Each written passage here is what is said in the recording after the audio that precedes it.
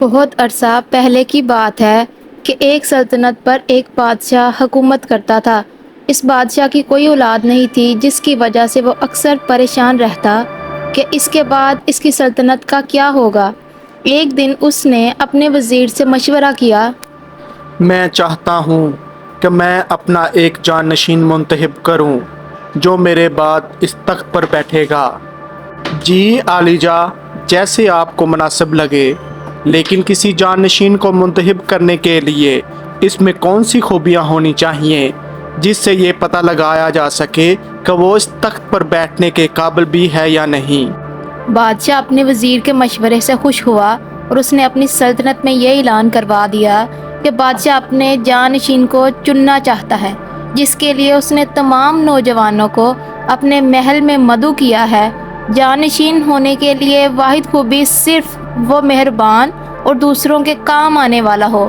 سلطنت کے نوجوان یہ خبر سن کر بہت خوش ہوئے اور بادشاہ کی دعوت پر بادشاہ کے محل کی طرف جانے کی تیاری کرنے لگے۔ دور ایک گاؤں میں ایک نوجوان جو اپنے کھیتوں میں کام کرتا تھا، اسے بھی اس اعلان کا پتہ چلا تو اس نے بھی اپنی قسمت آزمانے کا فیصلہ کیا۔ ہاں، میں ابھی بادشاہ کی دعوت پر محل میں جاؤں گا۔ ہو سکتا ہے میں بادشاہ کا جانشین منتخب ہو جاؤں۔ یہ نوجوان بہت محنتی اور بہت مہربان تھا۔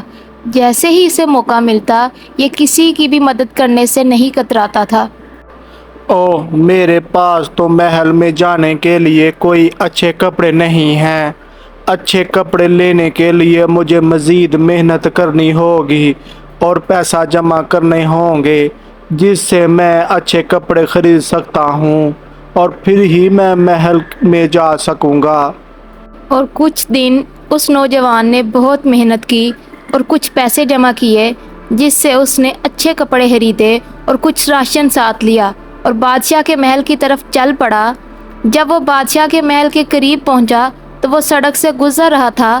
کنارے میں ایک فقیر بیٹھا ہوا تھا جو سردی کی وجہ سے کانپ رہا تھا اور وہ کافی دنوں سے بھوکا بھی لگ رہا تھا۔ فقیر نے اس نوجوان کی طرف دیکھا اور اپنے ہاتھ اٹھا کر اس نوجوان سے کہنے لگا، اے نوجوان، اللہ کے واسطے میری مدد کرو۔ میں بہت غریب ہوں اور مجھے بہت سردی لگ رہی ہے اور میں کئی دنوں سے بھوکا ہوں۔ مہربانی کر کے میری مدد کرو۔ فقیر کو دیکھ کر نوجوان کو اس پر بہت ترس آیا۔ ہاں، کیوں نہیں، آپ کو بہت سردی لگ رہی ہے، آپ میرے یہ کپڑے لے لیں اور میرے پاس یہ تھوڑا سا کھانے کا سامان ہے، آپ یہ بھی لے لیں۔ جب نوجوان نے اس فقیر کو وہ کپڑے دے دیے تو پھر اس کے پاس وہی پرانے کپڑے رہ گئے۔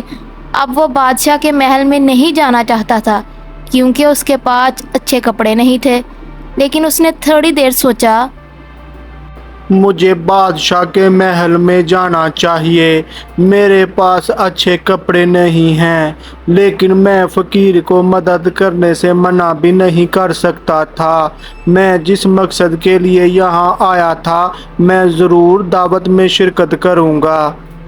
یہ سوچتے ہوئے یہ نوجوان بادشاہ کے محل میں چلا گیا۔ جب اسے دربار میں پیش کیا گیا تو اس نے بادشاہ کو جھک کر سلام کیا، لیکن جیسے ہی اس نے اپنا سر اٹھایا تو وہ یہ دیکھ کر حیران رہ گیا۔ او، یہ کیا! بادشاہ کی شکل اس سڑک کے قریب بیٹھے فقیر سے مل رہی ہے۔ نوجوان، لگتا ہے تم مجھے دیکھ کر حیران ہو رہے ہو۔ تمہیں لگتا ہے کہ میری شکل اس فقیر سے ملتی ہے جس کی تم نے مدد کی تھی؟ جی بادشاہ سلامت، مجھے ایسا ہی لگ رہا ہے۔ ہاں، تو میں وہی فقیر ہوں جس کی تم نے مدد کی ہے، اور میں نے فیصلہ کیا ہے کہ تم ہی میرے جانشین بننے کے قابل ہو، کیونکہ جس طرح تم نے ایک غریب فقیر کی مدد کی ہے، تم نے یہ ثابت کر دیا ہے کہ تم بہت مہربان اور انسانیت کو سمجھنے والے ہو۔ اگر تمہیں پتہ ہوتا کہ میں بادشاہ ہوں تو تم میرا جانشین بننے کے لیے کچھ بھی کر سکتے تھے، لیکن تم نے اس فقیر کی مدد کی جسے تم نہیں جانتے تھے۔ جس سے تمہیں کوئی غرض نہیں تھی، اس لیے میں فقیر کے روپ میں تمام جانشین بننے والے امیدواروں کا امتحان لے رہا تھا، اور بس تم ہی اس میں کامیاب ہوئے ہو، اور مجھے امید ہے کہ تم اسی طرح سے میرے بعد میری رعایا کے ساتھ پیش آتے رہو گے۔ اور وہ نوجوان اپنی مہربانی اور انسانیت کی قدر کرنے سے بادشاہ کا جانشین بن گیا، اور یہ اس کی مہربانی کا انعام تھا۔